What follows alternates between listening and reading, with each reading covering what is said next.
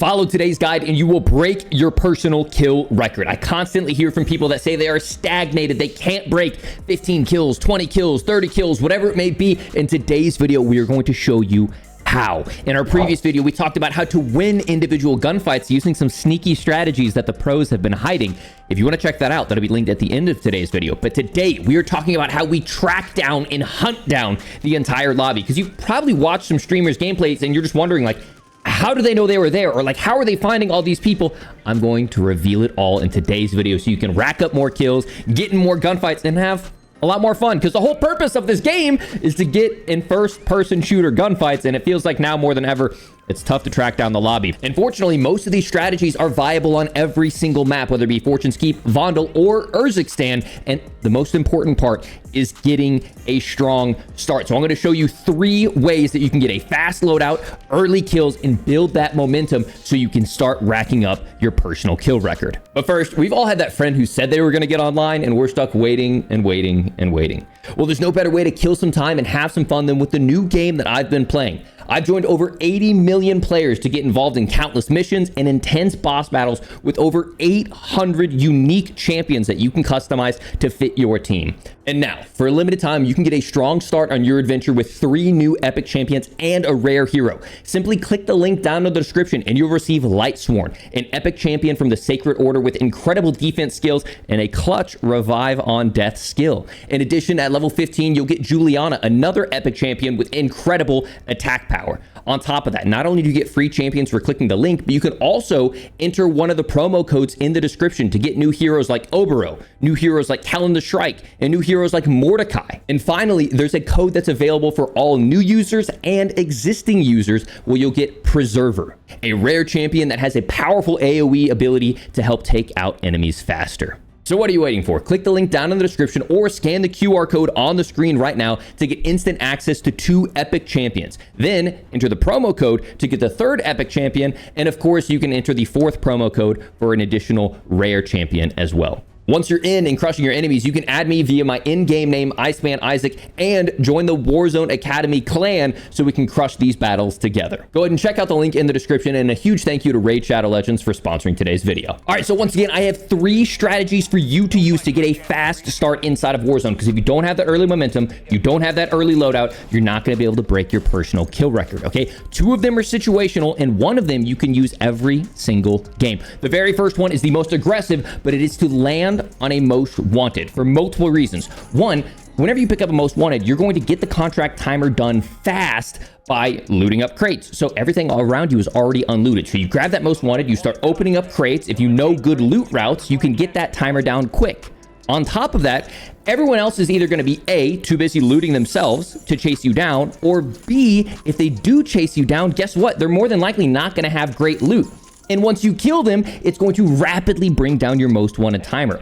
All of that coming together, not only do you get a massive influx of cash when you finish the most wanted, but oftentimes when that box drops down, it drops loads of cash as well. I've even had a loadout marker drop out of the most wanted completion box. It usually gives you durable gas masks, sometimes UAVs, sometimes portable buy stations. It is my favorite way because 1, it gives me cash, and 2, it makes me a literal magnet. The whole purpose of me in this video is to get in as many engagements as I can. And yes, they may have the information, but at the end of the day, hopefully I can hear some footsteps. I know they're coming. Like, I am expecting it when I have a most wanted crown that people are going to be sending me. So that is my first and favorite strategy. Grab a most wanted, get some kills, bring in that cash, and then hit the buy station. The second strategy is another situational one, but what I do is as I'm dropping in, I look for a bounty near a zip line. I've called this out before, but whenever you pick up a bounty, typically it pulls to someone maybe like 100, 200, 300 meters away. And oftentimes it can get annoying to close that distance, especially in the early game.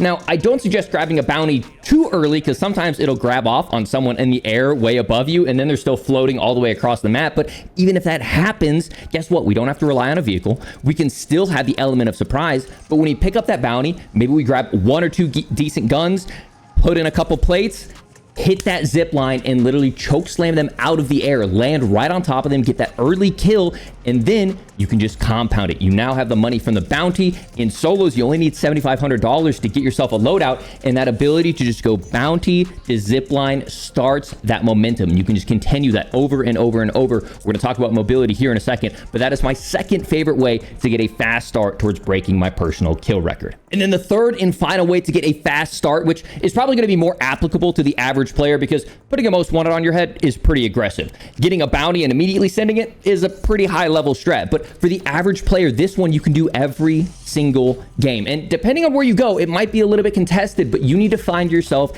a cash loot route. Go ahead and take a screenshot of this tac map right here. You can also check out their website. This is every cache location on the map. And as you guys know, when you open up a cache, not only do you get a pretty decent gun, but oftentimes you can find thousands of dollars and kill streaks. And I've even found, once again, a loadout crate inside of those. Ideally, build yourself a route where you hit 1, 2, maybe 3, and then go straight into a buy station. I have this consistent route where I land top radio tower, go down the hill, hit that cache, grab a buggy, and then go straight to the buy station. Sometimes I'll need to stop by the gas station, get a little bit of extra dollars, but I have my loadout within like a minute and a half every single game. Now, yes, sometimes I can't get contested. And if you don't know where the cash drops are, I would encourage you to check out my buddy Breadman. He did a video where he has every single cash drop. Well, almost. He missed a couple cash drops, which is why I didn't show his tac map.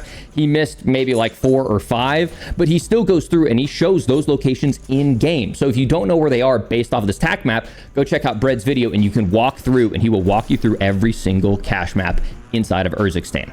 But once again, the principle stays. You hit that loot route, you get a fast, potentially UAV inside of some of those crates, but most importantly, you can go buy yourself your loadout and full send with a gunny advantage against your peers. Okay, so now that we have the loadout in our hands and we have some momentum, let's get aggressive with our number 4 mid-game strategy, UAVs. This is the most important thing that you can be doing, and there are some intricacies that I'm going to show you here in a moment of why you are using a UAV wrong, and I see it all the time when I review your gameplay over on my second channel. You are wasting UAVs and being inefficient with how you use them. It's the little details, man. That's how you get more and more kills. So listen closely. First off, we need more money to buy UAVs, right? So we have some options. Obviously, I suggest doing bounties. If you can find bounties near where players are, where you expect players to be based on game sense, and we're going to talk about that here in a moment, or if you can find bounties, once again, near those redeploys, that will give you the cash. You get the cash for completing the bounty, cash for killing the player, and then you can run to a UAV, pop a UAV, and find more players and just continue to compound that over and over and over again. You can, once again, go for that aggressive most wanted strat because obviously you get money when you complete the most wanted. You get money from the crate as the most wanted drops on the ground, and then most importantly, as people are chasing you down, you are basically your own player magnet because people think that if you grab the most wanted, especially in solos, you're probably a bot and you're an easy kill, or they know you're a demon. Just get ready. Those are some options to bring players into you. But you know, outside of obviously grabbing a big game bounty, which gives us an advanced UAV, what do we do if we don't have a UAV? What if we're kind of in between this limbo side where we don't have the economy, but we still want to be aggressive and push the tempo? Well, we have some alternatives, okay? Pick up the portable radars, man. They are $2,000 at the buy station. You can buy 2 of them. They have massively buffed the radius to where it gives up so much information, and they're all over the place on shelves. I see people not looting them. The second you see one of those on the ground, just go ahead and throw it. Better yet, you can throw it on the hood of a car and start driving around, and it will be a mobile UAV beacon for you.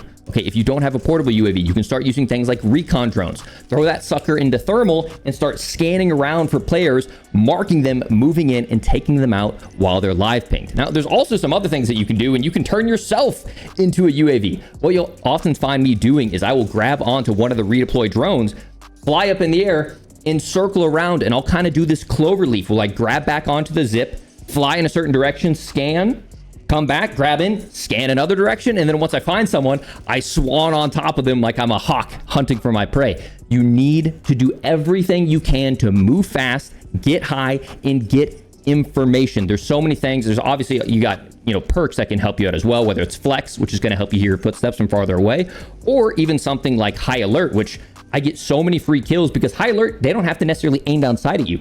If they just hip fire, look in your direction, you'll get a ping. And oftentimes, even though it's supposed to be a defensive perk, I use my high alert information to track down opponents. So that is the mid-game strategy. Get our economy up, crush UAVs, crush portable UAVs, and hunt down the players. But make sure we're using them correctly, which brings us on to number 5. You are using UAVs wrong. Okay, let me talk about some nevers, like some absolute do nots whenever you have a UAV. Okay, obviously, when we're going to pop a UAV, if we are heading into an area where we have no other information, okay, if we have no idea where anyone is, we want to pop that UAV to see if someone's potentially a danger to us.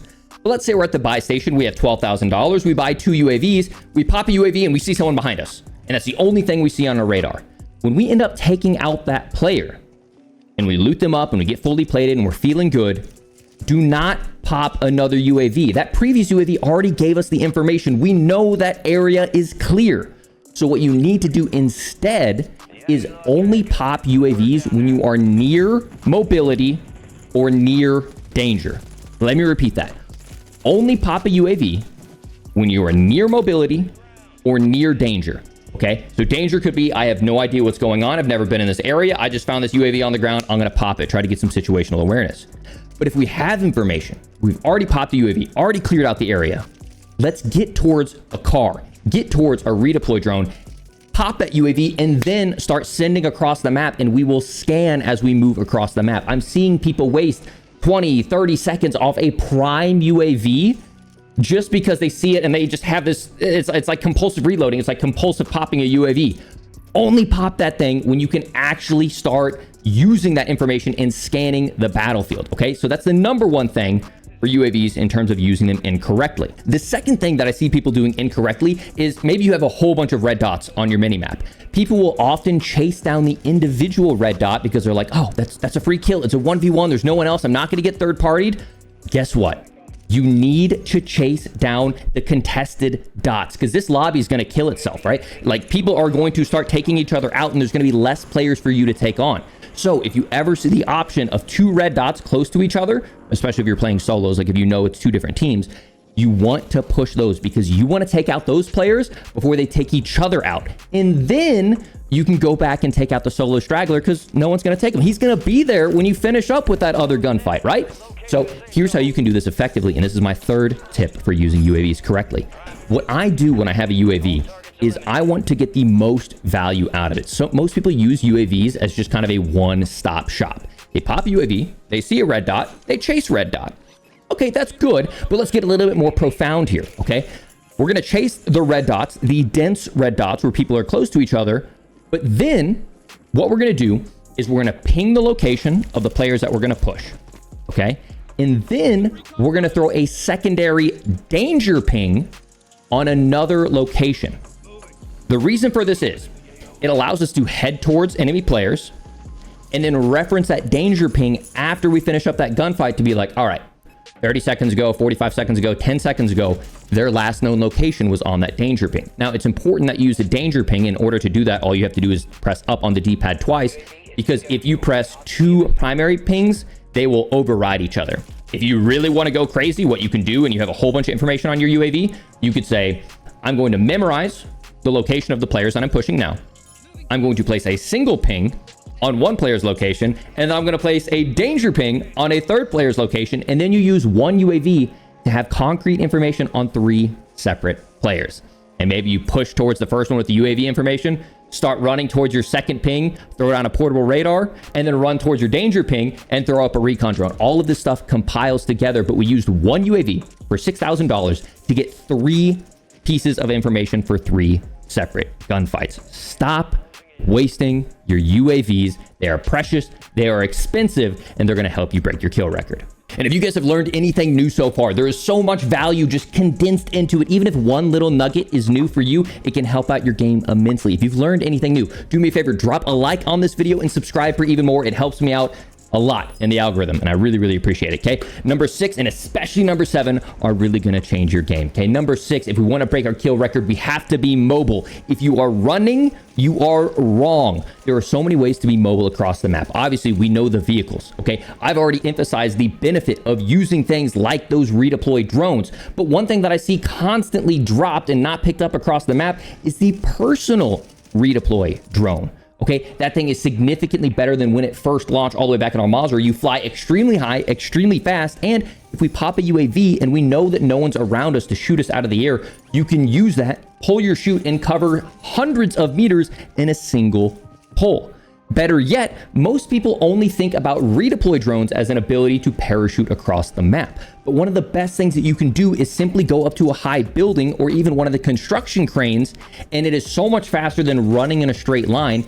Hit one of those, accelerate to the high ground, and then from the high ground, you can not only get bird's eye view, potentially ping someone, but more importantly, float all the way across the map, because it is significantly faster to float across the map than it is to run across the map. So you got to be mobile, you got to be fast. If you are running, you are wrong, because these lobbies are dying fast. Now, the map, especially Urzikstan, is not very dense. There's 100 players on that entire map. So there's going to be a lot of dead moments, but if we are chaining from redeploy to redeploy, using vehicles, using personal redeploy drones, and getting on those high grounds and gliding across is going to help us cover that ground significantly faster. And then finally, number 7, game sense is going to help you break your personal record. And let me explain what I mean by this. Okay, there's a few things that I have in mind.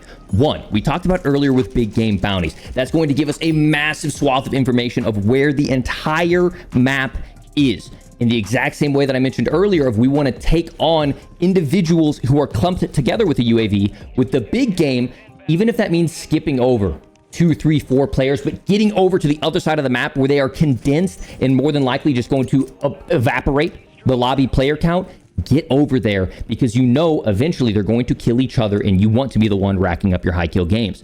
Okay, these second and third points are even more important. Remember where the plane dropped. Okay, players are going to be more densely located underneath the plane's flight path. So if you look at this example, I actually was going for a high kill game here. I dropped directly underneath the flight path. I ended up getting slammed by a player, and it spawned me all the way across the map. If I would have gone instinctually and landed down for a bounty or landed down for a most wanted, no one's over there. It would have been a ghost town. So I spent my time floating over towards the plane's original flight path, because I know the player count will be much higher over there. So you have to keep that in mind as to where you're rotating. And then finally, probably the most important tip of the day, look at the mini map whenever a zone is closing. Whenever a zone is closing, you're going to be able to see what part of the map players are getting displaced from because of the gas. So if you are on what is called the skinny side of the zone, or the close side of the zone, where the zone isn't going to close that much, guess what? People that are camping are going to stay camping. If they're sitting on high ground with a sniper, they're going to stay there.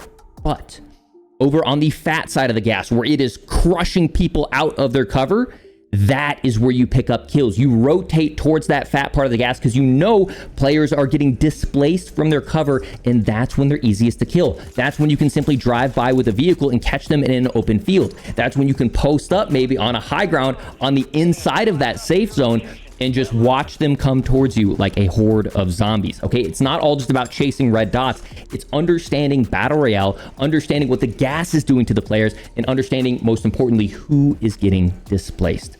Ladies and gentlemen, compile all these tips together, okay, and let me know down in the comments what your current personal kill record is, and we'll have to revisit here in a couple weeks, and I'll ask you guys again what your new personal kill record is. Okay, I see a lot of testimonials. If you guys have enjoyed this video and you learned something new, make sure to drop a like on it. A huge shout out again to Raid Shadow Legends for sponsoring today's video. If you want to check them out, that'll be linked in the pinned comment and the description. Hope you guys learned something new. If you did, drop a like. If you want to catch me dropping high kill games, make sure to join me live over on Twitch. Without further ado, catch you all on the next one. Peace.